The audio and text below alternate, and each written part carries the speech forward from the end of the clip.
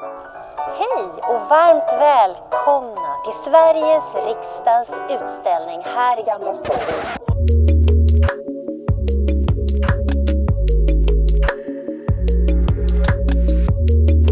Hej! Varmt välkomna till Sveriges riksdags utställning här i Gamla stan i Stockholm. Utställningen heter Ja må den leva och är tänkt att fira den svenska demokratiseringsprocessen som drevs igenom för precis 100 år sedan efter decennier av kamp. Utställningen visas här vid Mynttorget i 16 skyltfönster. Utställningen är öppet dygnet runt, den är gratis och du kan titta på den med ett bra coronaavstånd. Med mig här idag har jag två personer, riksdagens talman Andreas Norlén och Åsa Lindestam, förste vice talman i riksdagen. De ska tillsammans berätta om Sveriges resa mot demokrati. Hej Andreas Norlén, talman i Sveriges riksdag. Kan du berätta lite om vad det innebär att vara talman? Det gör jag gärna. Man kan säga att jag delar upp min arbetsvecka i 3 ungefär lika stora bitar. En som handlar om att leda och organisera riksdagsarbetet, alltså sitta i kammaren och planera vad som händer under sammanträdena. Det andra är att jag är ordförande i riksdagsstyrelsen som leder riksdagsförvaltningen, alltså den organisation med strax under 700 anställda som sköter rulliansen i riksdagen. Det tredje är att jag representerar riksdagen och Sverige i olika sammanhang, här i riket och utomlands. Så vi har mycket internationella kontakter i riksdagen. Sen har jag ju en uppgift till som var lite uppmärksammad hösten 2018. Det är jag som föreslår riksdagen en statsministerkandidat som kammaren sen tar ställning till. Ett stort och ärofyllt uppdrag.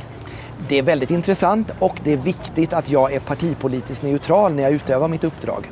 Så du har tagit av dig partinålen? Det har jag gjort. Nu har jag riksdagens emblem och svenska flaggan här istället. Här står vi framför fönstret som handlar om parlamentarism. Skulle du kunna berätta lite om parlamentarismen och demokratins genombrott i vårt land? Ja, om vi börjar med vad parlamentarism innebär så kan man säga att det bygger på idén att regeringsmakten härleds direkt ur parlamentet. Motsatsen kan man säga är presidentialism som man har i USA till exempel, där presidenten utses i ett separat val och där därmed regeringsmakten inte är direkt beroende av parlamentet. Vi har parlamentarism i Sverige. Så har det inte alltid varit. Om vi går tillbaka till början av 1800-talet så hade kungen själv regeringsmakten. Men gradvis under 1800-talet så försvagades kungamakten. Så småningom inrättades det moderna statsministerämbetet. Men det var fortfarande kungen som utsåg statsminister och han behövde inte bry sig om vad riksdagsledamöterna tyckte, alltså partisammansättningen eller de politiska strömningarna i riksdagen. Mot slutet av 1800-talet så började det moderna partiväsendet växa fram och gradvis tvingades också kungarna ta större hänsyn till partisammansättningen i riksdagen, alltså valresultat helt enkelt, när regeringsbildare, statsminister skulle utses. Det där var ju kan man säga en pågående dragkamp, en maktkamp mellan kungen och riksdagen som pågick i årtionden, en bit in på 1900-talet. Man brukar säga att parlamentarismens slutliga genombrott kom 1917 när kungen då, Gustav V, utsåg en liberal regeringsbildare, Nils Edén, som bildade en regering som även bestod av socialdemokrater. Därefter så utsåg kungen alltid en regeringsbildare utifrån partisammansättningen i riksdagen. En händelserik period i vår historia. Det får man säga. Åren efter första världskriget innebar stora omvälvningar både i vårt land och i hela världen. När man tittar på Sverige så kom det demokratiska genombrottet då hösten 1918. Den 17 december 1918 fattade riksdagen det historiska principbeslutet om att införa allmän och lika rösträtt, i stort sett allmän i alla fall.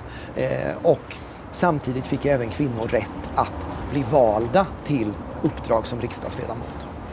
Tack! Nu hade demokratin slagit igenom och kvinnorna hade äntligen fått rösträtt i vårt land. Men vad hände egentligen sen?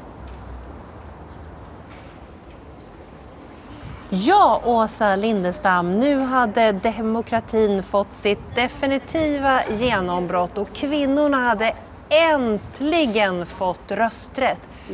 Hur tror du, Åsa Lindestam, att det kändes för de 5 första kvinnorna när de tog plats i riksdagen 1922?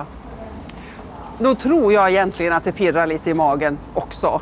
Men de var ju så stolta. De första 5 hade ju fått platsen. Och jag har faktiskt sett ett citat från en av dem. Det är från fru Turing och hon säger så här: som pionjär kommer vi naturligtvis att få kämpa med stora svårigheter, inte minst männens motstånd, vilket jag funnit starkt överallt där vi kvinnor sökt göra oss gällande i det offentliga. Men jag är nu en gång för alla djärv till min natur. Och då vet jag att jag går min egen väg och jag går den också. Och passar det inte denna skapelse så à la bonheur. Visst var det lite tufft? Absolut var det Jag gick det. att säga så till en tidning. Jag vet att du är särskilt intresserad av Kerstin Hesselgren. Och vi vet ju att Kerstin Hesselgren ofta kallades för Kerstin den första. Varför gjorde hon det egentligen? Ja, Kerstin hade hoppats på att komma in i andrakammarsalen tillsammans med de kvinnor som var. Men hon förstod när partiet hade placerat henne så långt ner på listan att det fanns inte en chans att hon skulle göra det. Så hon tänkte fortsätta med sitt jobb som hon hade. Hon klev på tåget och åkte härifrån någonstans ner till Göteborg och hittade en tidning på tåget och slog upp tidningen och så fick hon se första kvinnan i riksdagen. Det var hon, det var Kerstin. Hon fick den platsen och när hon klev av tåget då stod journalisterna där utanför och hon kände sig beredd. Och då var det så att hon fick inte platsen i andrakammarsalen. Hon fick platsen i första kammaren. Därför kallas hon Kerstin den första. Och faktiskt så var det så att hon kom in flera veckor innan de andra. För det gick fortare att räkna till första kammaren än vad det gjorde till andra kammaren. Och de andra 4 kvinnorna. Och det som är viktigt tycker jag att säga i det här, det är att de kämpade för samma frågor nu som då. Kvinnornas hälsa, barnens välbefinnande, bra utbildning, stöd till familjer. Precis det som vi håller på med fortfarande efter 100 år. Viktiga frågor då och viktiga frågor nu. Och då tackar jag dig, Åsa Lindestam, för den här spännande föreläsningen om de 5 första kvinnorna som klev in i politiken i riksdagen. Tack så mycket. Så står vi här i vår demokrati 100 år senare. En demokrati som vi aldrig får ta för given och som varje generation måste kämpa för. I riksdagens antologi, Demokratins framtid, kan du läsa om just det, demokratins framtid, utifrån lite olika perspektiv. Du kan ladda ner antologin från Demokratijubileets webbplats firademokratin.riksdagen.se. Där rekommenderar jag också att du går in och tar del av våra digitala tittskåp där du hittar spännande berättelser om hur Sverige demokratiserades för 100 år sedan. Du får också tips på hur du och dina vänner kan fira demokratin.